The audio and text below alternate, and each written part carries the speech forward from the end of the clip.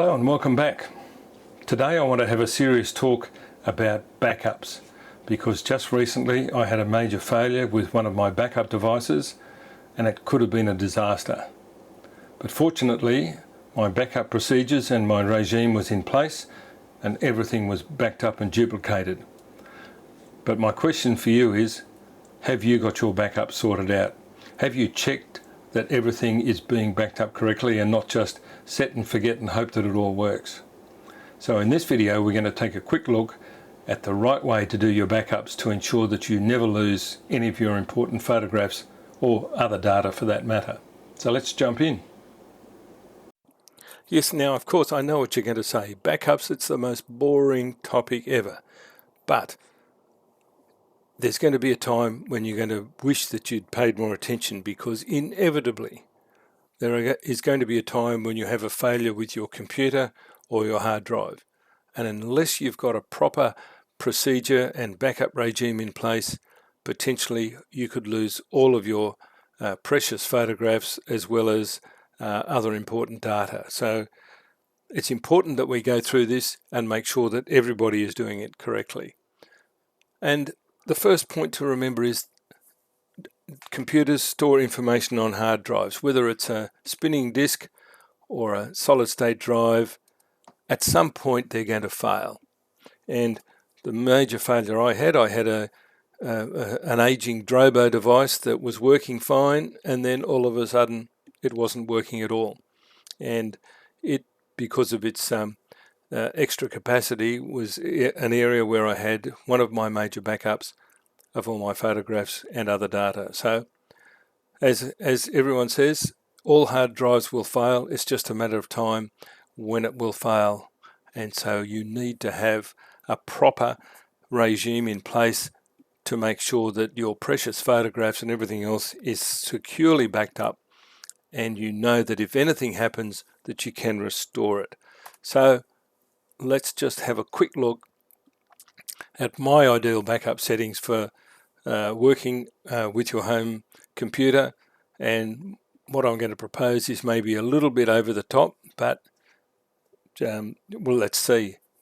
Obviously, the first thing is you have your desktop computer, whether it be a PC or a Mac, it doesn't matter, but you have a computer and you have information stored on your hard drives. And I recommend that you store all of your major files that you work on the computer itself. And if possible, if you have a separate hard drive within the computer tower, it's then really good to be able to keep all of your photographs and other data separate from the operating system files and your program files, just so that things are much more neatly arranged and they're more easy to back up. So that's our situation. We've got our two hard drives in our computer, and of course that's just one copy. It's the only copy of your information, and of course it's a recipe for disaster, because inevitably something will fail at some point. So having two copies, the original plus a backup, is better than one. But of course with a single backup you still could be faced with the issue of a major disaster and losing both things. So needing more than one copy should be the optimum. So what we have on our computer is, let's say, all of our master files, and that's where you do all of your photo editing. You save all your new photographs, all your processed images all get saved onto that hard drive. And obviously I'll come back to a file structure in a minute, but that's where you work on all your photographs. That's where you go to all the time. And so from there, what we need to be doing is making a backup. Now, the best way to do that is on an external hard drive, because it's separate from your computer. If your computer crashes and burns, you can unplug the external hard drive and take it somewhere else, or plug it into another device and still have access to all your files. But of course just one copy is not really good enough, so I would recommend as a minimum two backup copies, so that in any case, if you lost, in a very rare circumstance of losing two disks, you've still got a separate one. And just to be really sure, I've got another a device, a RAID storage box. Now I did have the Drobo, which has failed, and as most people would know, Drobo went out of business some years ago.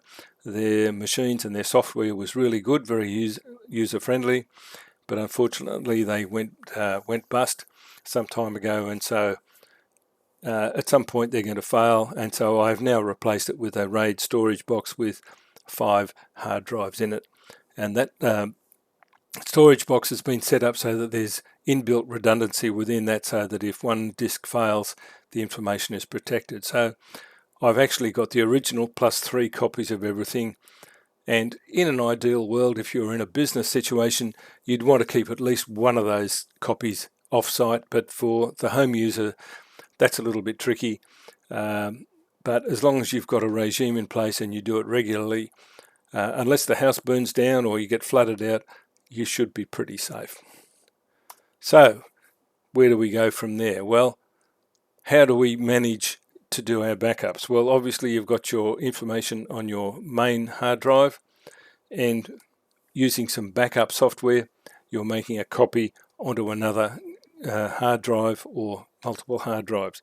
But that's all very well, you get that set up and you run it, but you obviously need to know that what you're backing up is actually everything that's on your main drive. So you need to do a check at some point or another, because you can't just set it up and hope that everything works fine, because sometimes things don't work as they should. You may have made a mistake in the way you set it up in the first place, assuming that the software knows better than you do, and in fact you're not backing up things correctly. So once you've set up this backup regime, you need to be able to go in at certain times, or every so often, go and pick a random folder full of photographs and see if it's correctly reflected in your backup drive, and we'll have a look at that now.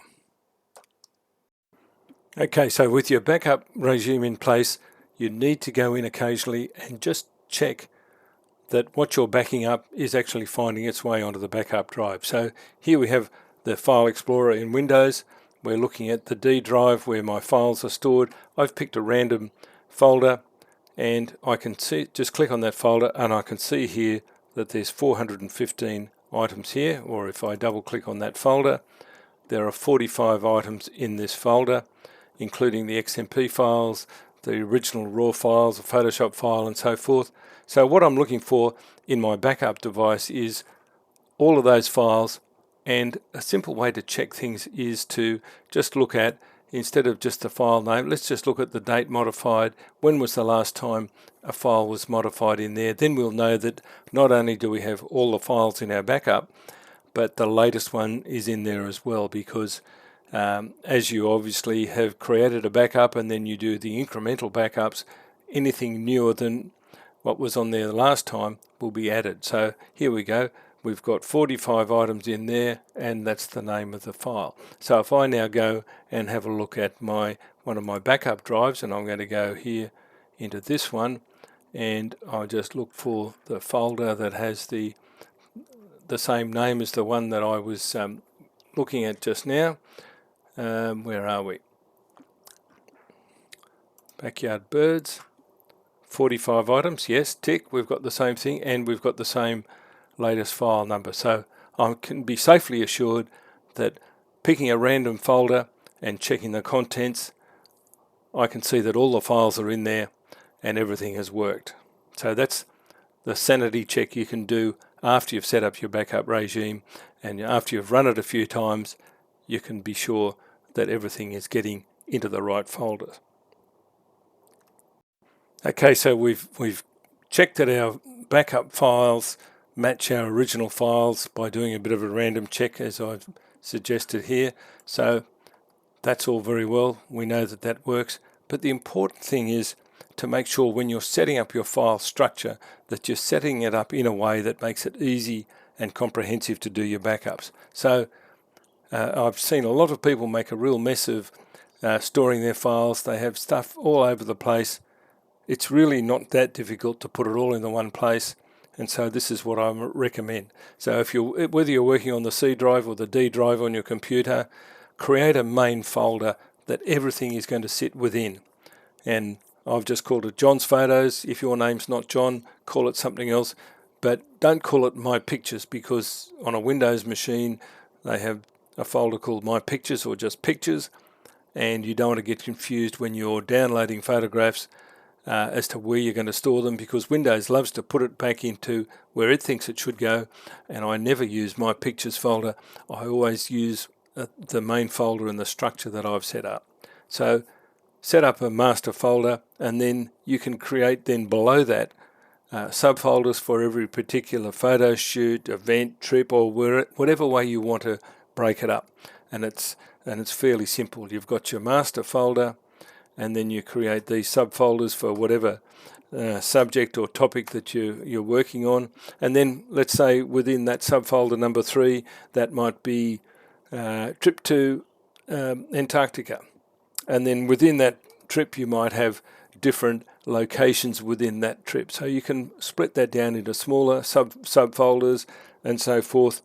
And then that file structure makes it really easy to control your Lightroom catalog and for searching purposes.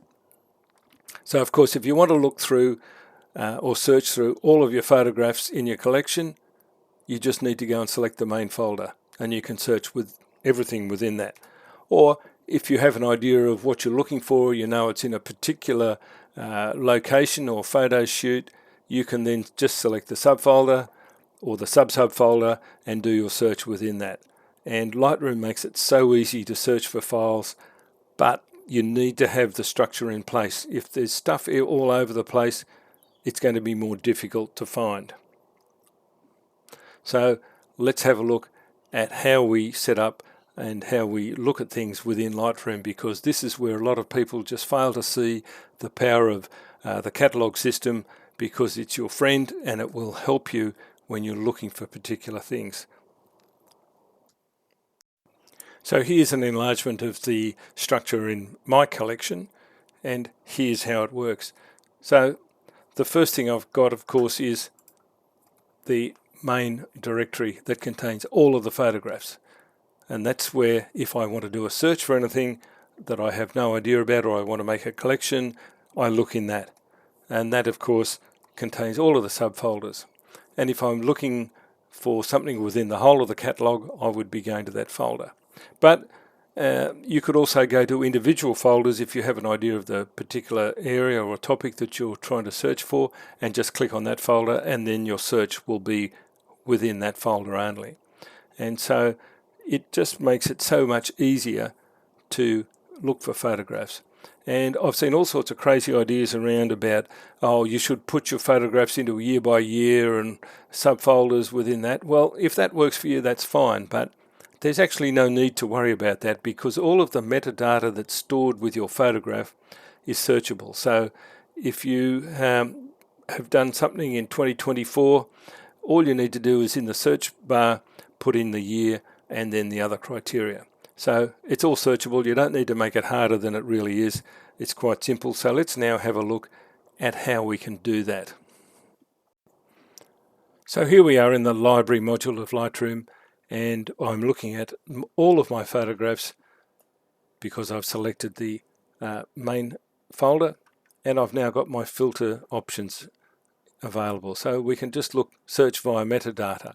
So let's just assume, for instance, we can choose by dates. Now, these are not all of the options available. There are many more, but let's just say I want to pick everything taken in 2025, and I want it taken on this particular camera, and I want the 14 to 30 zoom lens.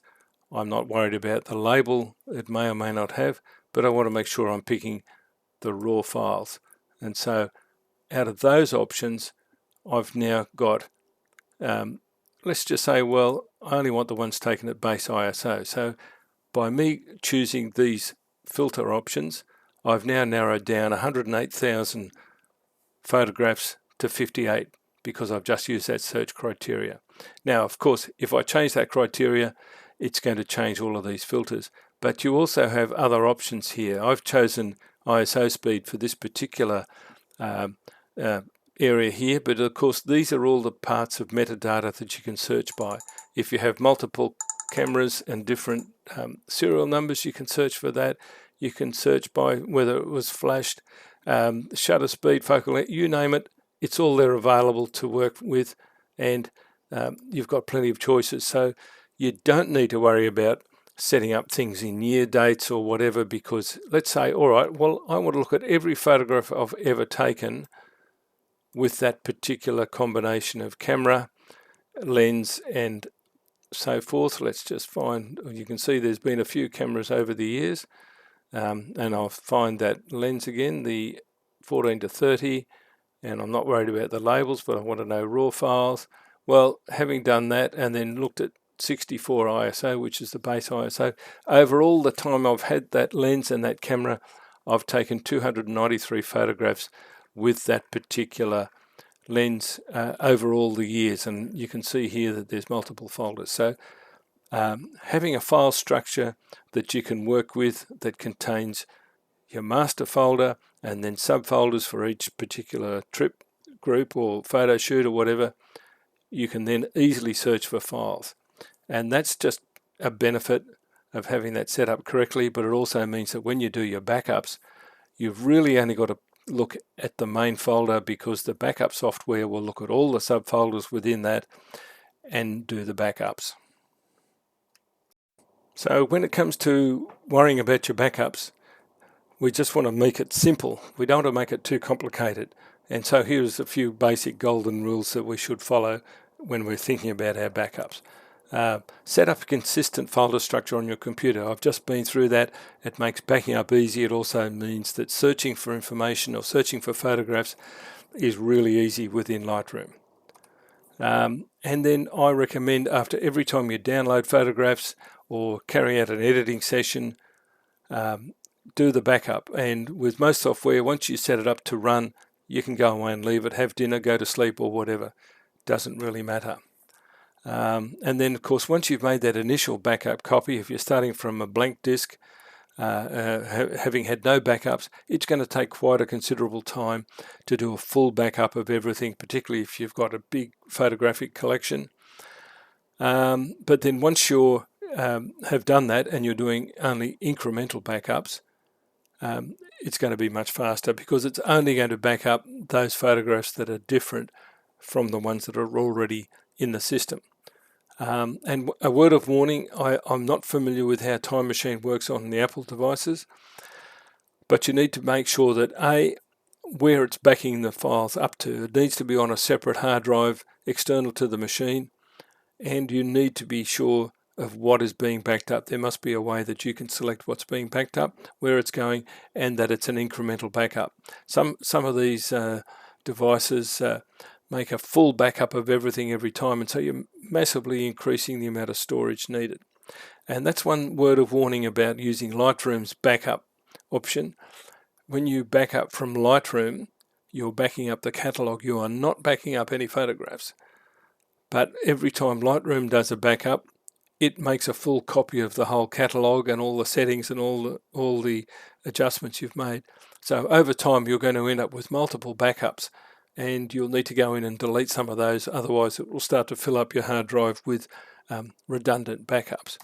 So need to make sure that that's all set up correctly, and you need to do a check every so often to make sure that those backups are in fact doing what they're supposed to do. Don't just leave it and hope that it all works, because you may get a nasty surprise down the track. And then when you get that inevitable situation where you get one of your backup drives fails, you don't need to panic. You just can quite calmly replace the defective one, do a full backup from the master files or one of the other backups, and you're in business. So there you go. Now I've done all of that. What about the backup that I'm doing now? Well, let's have a look. This is the backup software I'm using. It's called GoodSync. There are others available, but basically I have multiple backup regimes set up here. This is the new RAID device, and I'm starting from scratch because my main one died, as I said, the Drobo. So I'm now making a full copy of all my photographic collection, and it's been going for a day and a half, and it's still only just over 58% done. But of course, from there on in, I'll only be doing incremental updates. And you need to be sure that when you set all this up that you're actually making a backup, you're not synchronizing between two folders, because that could be a recipe for disaster too. Just make sure that you're backing up from your main drive onto the backup drive, and then you can specify things like whether it propagates deletions and so forth. But with your file structure in place and everything set up correctly, you can run this and you can set this going and leave it, and you can still be working on other things while this is running. So there's one backup device, another backup device, and then a third one. So if you get all this set up correctly, you won't have a disaster or that sinking feeling when something blows up or just doesn't work. It's not going to be a total failure. But there's one other thing. And just one other thing that's important to think about, and that's nothing to do with the backups, but it's another important consideration about saving your computer from damage. Now, I recommend buying a UPS unit that connects your computer, or connects between your computer and the mains power supply. It will filter out any spikes or surges on the power circuit, and will also give you some protection in the event of a power outage. Now, depending on how much money you want to spend and the size of the UPS unit, it will give you a very small amount of backup time, or can give you a longer bit of backup time. But some of the backup devices, or the UPS devices, have the option of shutting down the computer automatically for you once it detects a power outage. So if you leave your computer on, as I do, and I go out and there's a power outage, the software will shut the computer down before the power runs out on the UPS device. So that's a pretty handy way to look at it. And look, there are multiple types of devices. Some have multiple power outlets on the back, so obviously the power supply from the mains comes in here, and then these outlets feed to your computer, your hard drives and so forth, and that will give you some protection in the event of a power outage, because that's one of the things that can cause problems and crash your disks. And so that's another piece of backup, or another tool in your arsenal to protect your computer and your data. So I hope that's all been useful. Thanks for watching, and I'll see you again soon.